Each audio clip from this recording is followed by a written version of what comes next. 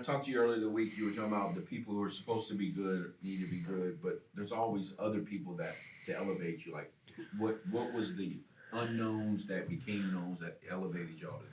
Well, I had several of my friends, coaching friends, that text me, and probably the biggest takeaway is they all said the same thing. Like, dude, y'all got a track team.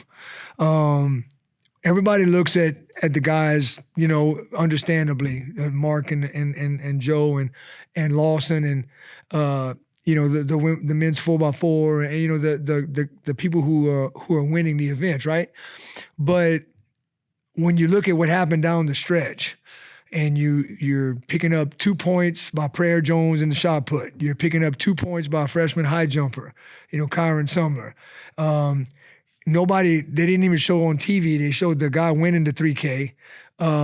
Nobody saw our kids going absolutely crazy when Reese Shelby passed up 2 guys in the last 100 to get 2 points in the 3K, which put us ahead, right? So nobody sees all those things that happen all during the meet. Nobody saw on Friday when R.J. Wilson got 4th in the weight throw when he was in the flight 1, which is for the guys who don't make it to the best 12. He wasn't even in the top 12, and he got 4th. Really nobody really talks about that's how you win a track meet, because understandably everybody kind of focuses on the people who win, and then I get that. You got the freshman of the year, and you got the all-time conference record holder in the 400 running for you, and you got the 800 champ, the 200 champ.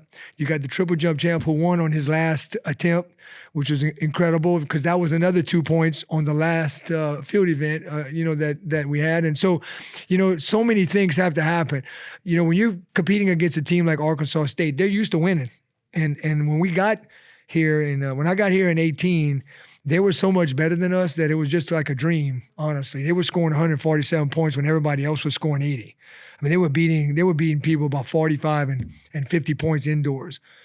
And so for us to even be in the conversation was something that we could have only dreamed about when we got here. And then to go into this meet with, I got a text from Joe. The National Coaches Association puts a poll out weekly, and it's fairly accurate, actually, and so we've kind of always been the third team going in, and the points, they were always so far ahead, and we would say, hey, if everything falls right, maybe we got a chance. But in reality, they would have had to implode. And he texted me and he goes, Coach, I've been here, this is my senior year, and I just saw the poll. We're only 14 points off. We've never been this close. And so I think part of what happened was these kids went into the meet really believing that we could do it, honestly. 3 events left. You got, I think, the 3, the high jump, and the 4x4. Yeah. I'm sure you knew where you stood going into those events, but did the rest of the guys know? Yeah. The team was lined up on the bed. They were excited. But Friday, coaches all get together, and I got Rocky, right? Rocky Capella is our distance coach, and he's got all these charts and graphs, and he's got all this stuff. He's just distance coaches. They're something. And he had it all planned out. If they do this, and if we do this, and so all during the meet, as each event went, he was updating. If it goes this way, right? And he says, man, we just got to be like 11 points ahead going into the 3K. Well, the high jump went late. So the high jump didn't get scored till after. And so he said, okay, when Prayer Jones got the 2 points in the shot, that was 2 points we didn't have. But then in another event, it was a 3 points. So it was just crazy. But I told him Friday night, I said, you get us to that 4x4, we winning it. You get us to the 4x4, and all we got to do is beat them. Is over. And I ain't gonna say it went exactly to plan, but that is exactly what happened. And I knew that those 4 guys were gonna step up to the plate, and I knew that we had the best team. And I told them that, and I told them that if we get to the 4x4, we're gonna win. And that's exactly what happened. And it was awesome. So the answer to your question was, there was a lot of uncertainty. Well, you got how many in the 3? The 3K? Yeah. So here's what happened. So we get to the 3K, and they're seeded first, second, and third. They're seeded for 24. If they do what they're supposed to do, we're out. We can't win. And Lil Loudon Boudreaux, Belle Chase, Louisiana, he comes up to Rocky and he says, "Coach, don't worry. I got their number 2 guy. I'm going to beat him." Okay. And then Reese said, "Coach, I got their number 3 guy." So if we knew that their guy was going to win, the guy that was the most valuable track athlete, he's so much better than everybody in the conference. He looks like he's jogging and he's breaking records. I mean, he's incredible. So that's exactly what happened. Loudon sat on their number 2 and pressured him, and then finally the guy broke. And Loudon passed him up and ended up passing another guy. And then Reese just hung with their 3rd guy, and their 3rd guy quit. Their 3rd guy dropped out. And so when Reese passed up those 2 guys and got those 2 points, and Loudon beat their number 2, we knew that we were going to go into the 4x4 with the lead. And then I knew we were gonna be able to. We just needed to be within 5, going in. So we were hoping to be 4 or less, and we figured we had a chance to win. They did what In the 4x4, they got 3rd, and they were seeded 6th. So they actually did their job. We had to win. Yeah. Were they in the first heat? They were in the first heat, won the first heat. So and you weren't running against him head to head. No. Which has got to create a little anxiety. Yeah. Yeah, we told the guys to be average. Just run in the middle of your lane, get the stick around, and we're going to win. And that's what we did. We could have run 310, I think, but we ran to win the heat and win with the 312, and that was all we needed. It was fun. I ain't gonna lie. More than one kid asked me if I was okay. I don't know what I look like with 2 even hits to go, but I guess I might have been looking a little worried. I guess, "Coach, you okay?" I'm fine. I'm good. Got to finish taking care of business here. Well, because the high jump ran late, there was a break in there before the 4x4. Did you get your guys together, or were they just kind of like, I'm staying away from you guys? The problem is I had to get them together 3 times because they were getting a little antsy, right? And they were kind of walking around like, and because they didn't really communicate that they were going to do that. We didn't know until it actually happened that they were going to delay the meet till that high jump was over with. And, we got 2 of the 4 best high jumpers in the country in our conference. So we said, well, this might go all night here. I mean, this might go a while. So they decided to start the women. And so that kind of helped things going along. So there was only 1 guy left with 1 attempt left. So it ended up working out okay. They were going to hold the women. So that would have delayed the meet probably 30 minutes at least. And then I might have pulled. I don't have any hair to pull out, but if I would have had any to pull out, right? Yeah. So it was exciting. I ain't going to lie. It was a dream come true. I don't know if you remember, you wrote the article, I think, but I told y'all last March that it was a dream come true to just take the job. And, from where we started to where we are now, talking about winning, multiple conference championships, the women talking about winning. The women only lost outdoors last year about 4 points. We were right there to win our first one there. It's been longer for the women, and so we really want to change that. And I don't think too many people could live the story of me. I coached the last indoor conference champion as an assistant, right, in 96. My son was born in 96. So now obviously I have 2 assistant coaches that weren't born in 96. Those, by the way, it takes a village, but I do have a very young assistant coaching staff. Rylan was a jumper for us, and Coach Fletcher's the old guy. I think Lane's 29. Charles is 25 or 26, and then of course Rocky's been around a while, our distance coach. But I will say this: they had not only did they have the guys physically prepared, but they really had their groups, men and women, because the women had a good meet. We broke 3 school records on the women's side. We didn't have a bad meet. We're a little bit built more for outdoors on the women's side, but men and women, they had their groups ready, and they had their groups believing in themselves, which was really cool. Saying that you're ready and then going out and proving that you're ready, that's 2 different things, honestly. Track is a unique sport. The spotlight's all on you. So a lot of kids like that, but a lot of times the pressure gets to you because there is nobody else but you that you can blame, honestly. So it's a different kind of sport. And to step up the way we did on both sides, because we had lots of PRs and we had lots of people that did better than their performances going in. We had, I don't know how many top 5 all-time performances, but a bunch. And so honestly, the way that our assistant coaches prepared their groups was a testimony to a lot of things, but one is believing in our vision and the Cajun way and the way we preach about how we go about doing things. I think that's important, you know. You were around, like you said, when Coach Loss was lining up all those trophies and so forth. I know it's special for everybody else involved, but I mean, how did it feel for you? I had two of my ex-athletes text me, said, Coach Longson smiling down on you. I said, I'm not going to lie. It's probably been a driving force in my life is to make him proud, you know. He was like my second dad, and we had a very, very different and unique relationship.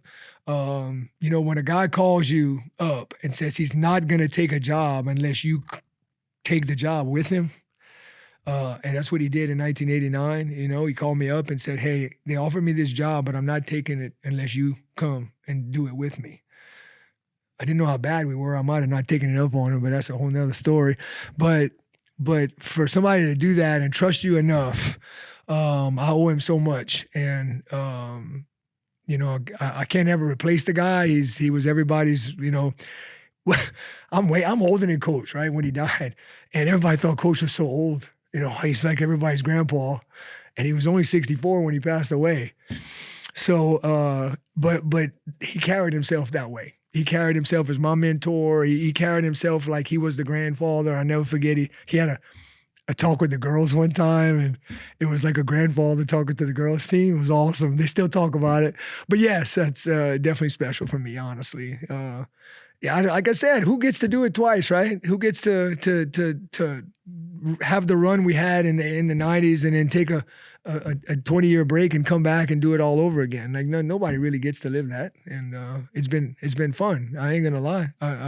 My wife tells me I go to play, not to work. I love what I do, and I love these kids.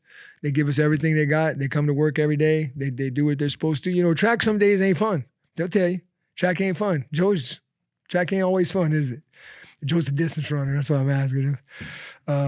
But no, it's my man Joe's going out on 1.5 mile runs, and he's running, I don't know, I can't even tell you some of the workouts that guy does.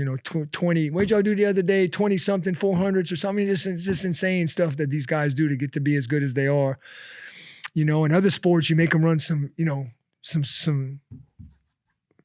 lines or whatever, and they're freaking dying, and we're out there running every day as a sport.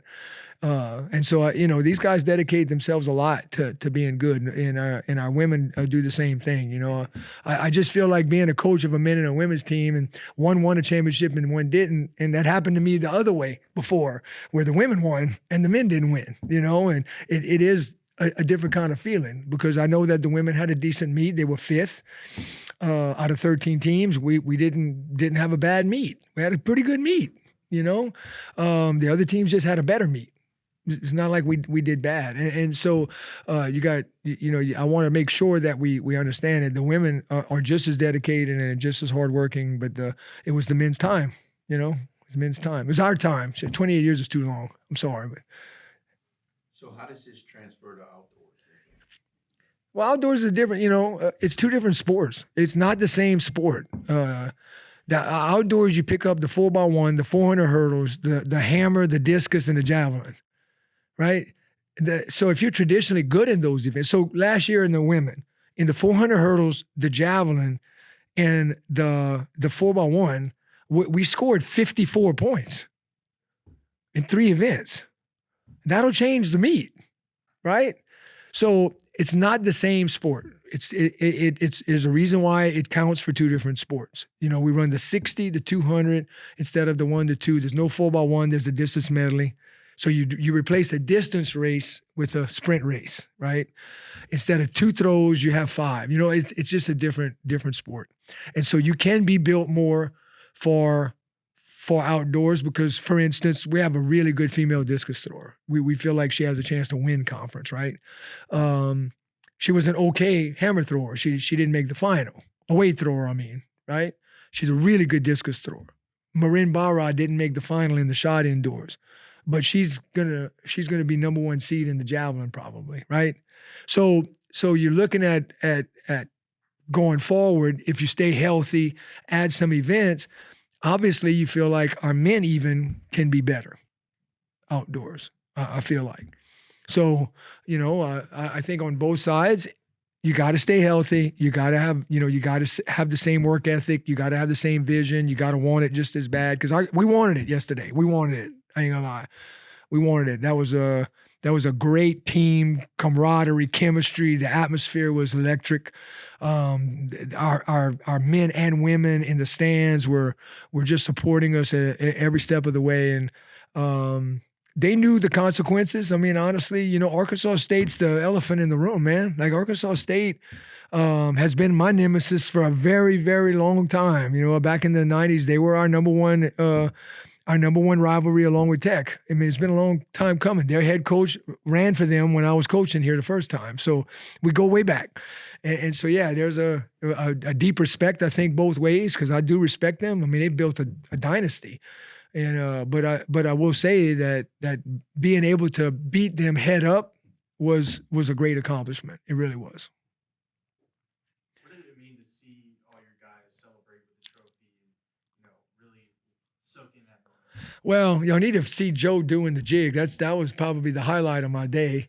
It was awesome, man. It was awesome. Those guys were so happy, and it's like a monkey's on your back, right? I mean, I tell them, I don't mince the words. They'll tell you that in multiple team meetings, my mantra is, who's going to be the first team to win this thing? 30 years is too long, man. Like, who's going to be the first team to do something? So they have that I don't want to say pressure, but pressure makes two kinds. Pressure can implode something, or pressure can make a diamond. I mean, it just depends on how you look at it. But the reality is, Arkansas State was not going to give us the conference championship. And that's what I was trying to prepare them for. I knew we were going to have to win. It would have been nice. Texas State won the women's at the 3K, so they didn't even run the 4x4. They would sit in the stands laughing, catching some high fives and hugging each other while we were dying of stress, getting ready for the 4x4. So that might have been a little bit better, but I just knew that's not how we were going to win the first one. I just knew it was going to come down to us having to show them that we're as good as they are, pretty much, And so it was fun. That's why I coach. That's why I coach. That's why I still coach, and why I still have as much fun. Those kids will tell you I was having fun yesterday. I looked a little stressed at the end, but I was having a lot of fun, and it's kind of makes it all worthwhile when you've been on the road recruiting a lot, and you're spending a lot of weekends away from home, and you're in people's living rooms telling their parents you're going to do right by their kids, and you hope you are, but it makes all those weekends away, all those years, because that first 3 years I pretty much worked every day of the week. We had I think my first 2 years, probably in the fall. From August till December, every single weekend, we either had somebody visiting or we were out recruiting every single weekend. And then track started in the spring. We never missed a week. And so I think that is showing now. I tell them, you keep your head down, work hard, good things happen. I think that's the same thing with coaching. I really do. Talk a little bit about how just dominant you felt like you guys were in running events, winning 200, 400, 800, 4x4, and then finishing second in the 60 and the mile. Yeah, and I tell you how kind of kid Lawson is. He was upset that he got second in the 60. And there's no other 400 runner in the United States runs the 60. He's the only one, I promise. So when you're looking at things on paper, right, and there's no people involved, you have high expectations, but just like in that 3K, when Arkansas State on paper looked like, oh, there's no way we can beat them, there's people involved. So yes, we went in looking at the times and saying, we have a chance to really do something. But then you throw in a Cayman Scott who didn't have a 400 time. He and I had a meeting, an individual meeting the week before, and I said, Cayman, listen, man, I think the 400's your wheelhouse, and I think that's the where you can help the team the most. And he bought into that. And so he didn't have a preferred lane in the prelims. Our indoor track is heavily biased to outside lanes. And so he didn't have he had an inside lane. He said, don't worry, coach, I got you. And he made the final, and he only had the fifth or sixth fastest time going into the final. And the guy on his immediate inside was the kid from Southern Miss that had the second fastest time going in, and he walked him down. in the straightaway to get second. You know, so that wasn't on paper. You can't write that on paper, right? The kid just wanted to win more. And so yes, we thought we had that opportunity, and after Friday night, and we actually competed, and we had all these people lined up. We knew Joe had a really good chance. We were really strong in the mile. We knew Jeremy was going to be coming up. We had 3 in the 60. We had the 2 in the 2. I told Mark Daly, and he'll tell you when he comes up here, I told him 3 weeks ago he's the best 200 runner in the conference, and didn't show because indoor track is biased in the outside lanes. So he drew lane 2 and 3 his first 2 meets. Well, you ain't running fast in lane 2 indoors. It's just not gonna happen. It's just how it is. So he ran like a 22. I said, don't worry, man. That's a really good race. No, he's like, it's 22, coach. Like, I said, no, you ran a great race. Like, it's really fast. And then he drew lane 3 the next meet. And he ran okay. You know, it was okay. But I said, if you draw a good lane in the conference meet, you're gonna win. I told him that. And he drew lane 5 in the prelims, and he drew lane 5 in the final, and he won. It's just that bias. I'm not sure it's a fair sport because of that. But if you earn it, you've earned it. He earned the outside lane. If you earn the outside lane and you win from the outside lane, and then I guess it is fair, you know.